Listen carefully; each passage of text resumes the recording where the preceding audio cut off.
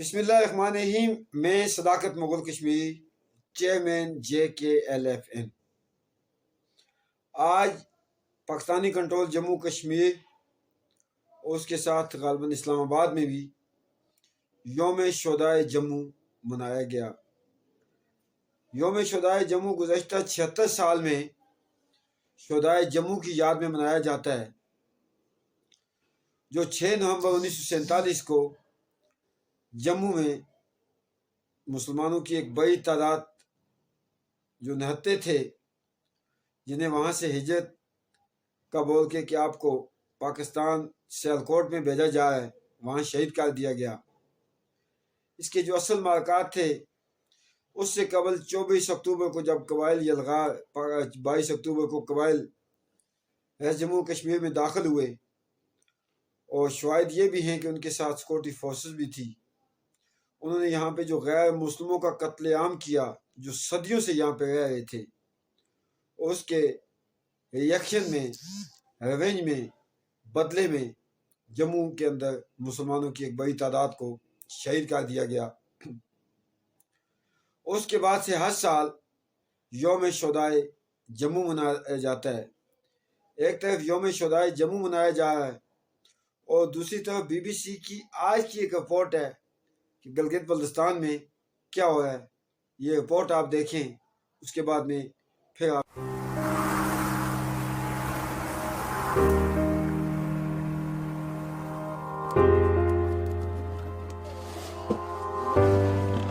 سرکار کے پاس جواز کیا ہے وہ یہاں آ کر شمالی علاقات میں آ کر لوگوں کی بیابان زمینیں قبضہ کرے؟ ہمارے یہاں پر رہنے سہنے کی جگہ ہی نہیں ہے تو ہم فصل کا کہانی ہی نہیں کر سکتے۔ گلگت کی ان وسیع و عریض زمینوں پر اس وقت سرکار اور مقامی افراد کے درمیان ایک تنازع پنپ رہا ہے۔ یوں تو گلگت بلتستان کے علاقے سیر و تفریح کے لیے مشہور ہیں، لیکن سیاحت سے ہٹ کر یہ علاقہ بہت سے مسائل سے دوچار ہے، جن میں سر فہرست زمین کی ملکیت کا معاملہ ہے۔ مقامی افراد کا دعویٰ ہے کہ انہیں ان کی آبائی زمینوں سے بغیر معاوضہ دیے ہٹایا جا رہا ہے۔ گلگت کے یہ گاؤں یہاں پر دہائیوں سے آباد ہیں۔ حکومت کہتی ہے یہ زمین سرکار کی ہے، لیکن یہاں کے مقامی افراد اس بات کو نہیں مانتے اور اب حکومت کو عدالت لے جا چکے ہیں۔ چاہے یہ ڈگری کالج ہو یا پھر یہ کینسر ہسپتال، مقامی افراد دعویٰ کرتے ہیں کہ یہ لوگوں سے لی گئی زمینیں ہیں جن پر اب یہ تعمیرات بنا دی گئی ہیں، اور نتیجتاً ہر چند ماہ بعد بات مظاہروں تک پہنچ جاتی ہے۔ زمین کے مسئلے کو سمجھنے کے لیے میں نے سب سے پہلے ہراموش کے گاؤں شوتا کا رخ کیا۔ شوتا گاؤں کی یہ رہائشی اس وقت سرکار کے ساتھ قانونی جنگ میں ملوث ہیں۔ یہاں تک پہنچنے کا راستہ خاصا مشکل ہے، اور اسی پہاڑ کے بیچ اب لوگ آباد ہیں۔ انہی تنگ گلیوں میں لوگوں کی رہائش اور کاشت کرنے کے لیے محدود جگہ ہے، جبکہ ہر دوسرے روز یہاں کے لوگوں کے پیروں کے نیچے سے زمین سرکتی جا رہی ہے۔ لوگ بتاتے ہیں کہ اس سے پہلے وہ جہاں آباد تھے، انہیں ان مقامات سے سرکار نے بے دخل کر دیا تھا۔ اب ان کا مطالبہ صرف یہی ہے کہ انہیں ان کی زمینوں کی ملکیت دی جائے، اور جب تک ایسا نہیں ہوگا تب تک یہ عدالتوں کے ذریعے لڑتے رہیں گے۔ سب سے پہلا ہمیں رہنے سہنے کی جگہ کوئی جگہ ہو۔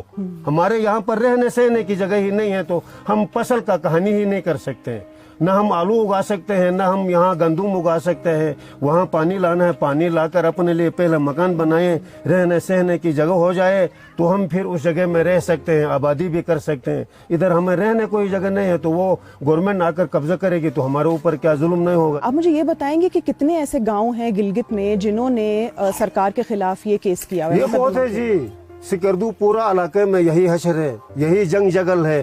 سرکار کے پاس جواز کیا ہے وہ یہاں آ کر شمالی علاقات میں آ کر لوگوں کی بیابان زمینیں قبضہ کرے؟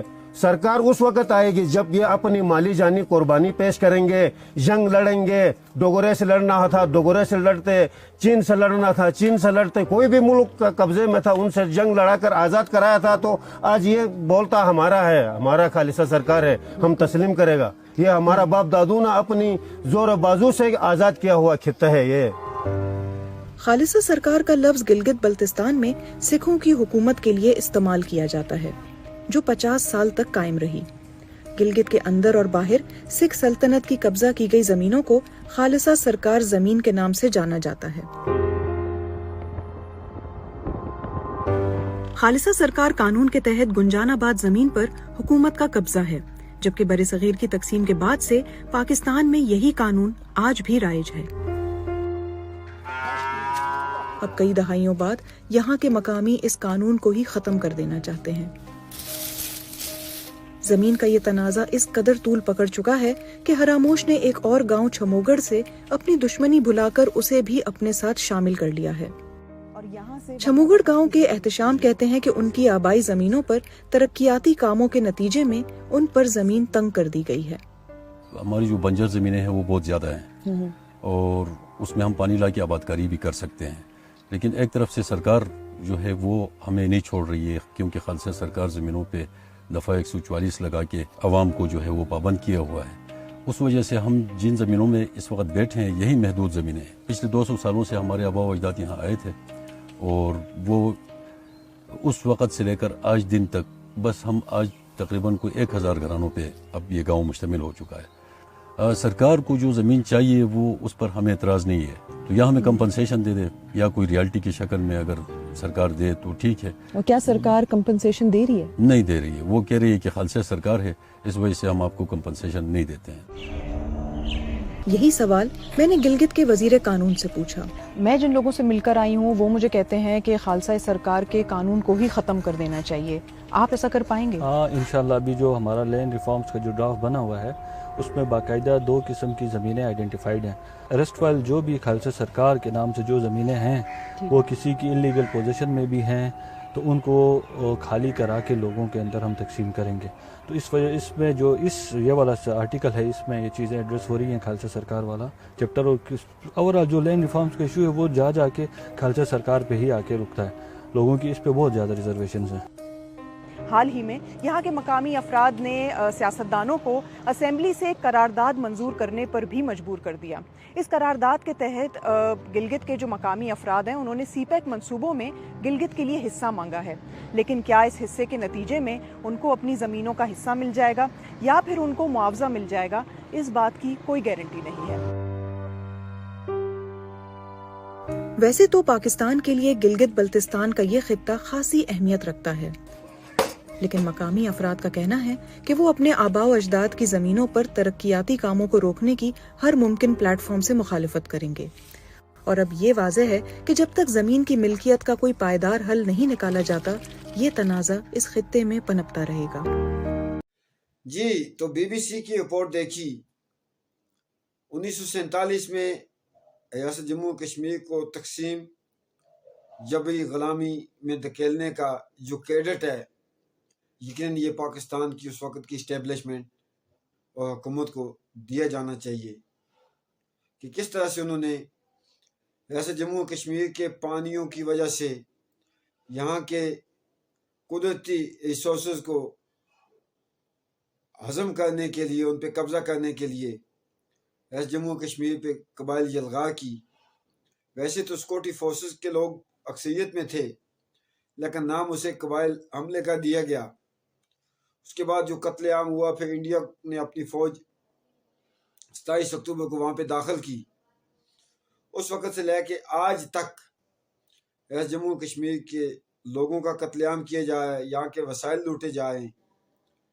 एक तरफ पाकिस्तान ये क्लेम करता है कि बहसीयत मुस्लिम अक्सरियत कश्मीर पाकिस्तान का हिस्सा है, और दूसरी तरफ आज 6 नवंबर है, 7 अक्टूबर से फ़लस्तीनियों पे क़यामत सग़ीरा बपा है।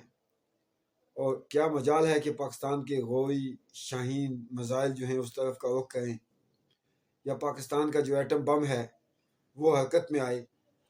और पाकिस्तान का ये भी क्लेम है, जो हकीकत पे मबनी भी है, कि असील एक नाजायज़ रियासत है। तो दूसरी तरफ अगर कश्मीर बहसीयत मुसलमान कश्मीर पाकिस्तान कैसा है, तो क्या फ़लस्तीन वाले लोग मुसलमान नहीं हैं? इस बात से भी बाला है कि गिलगित बल्तिस्तान के अंदर लोगों की ज़मीनों को किस तरह उनसे छीन कर उन्हें बेघर करने का प्लान तरतीब दिया गया है।